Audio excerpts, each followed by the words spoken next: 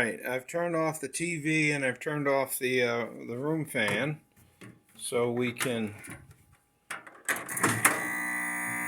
listen to the lovely sound of the microwave. I just adjusted the glass dish that wasn't even in right, so if somebody had started it, it would have just gone clunk.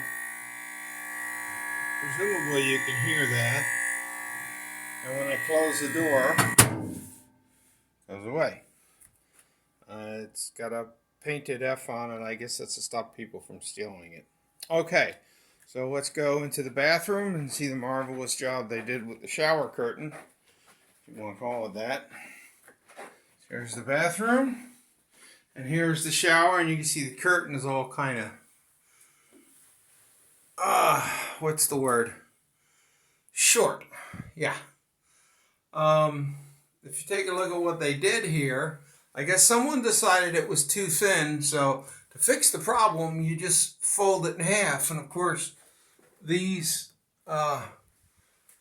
end parts, you can see the screws sticking out of the top of this one here, require tools to take apart, so I can't undo the genius idea of doubling this up, which means when I run the shower, you're going to get water on one end or the other, or both.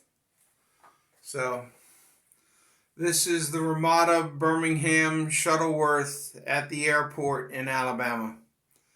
And that's what they did with the shower curtain.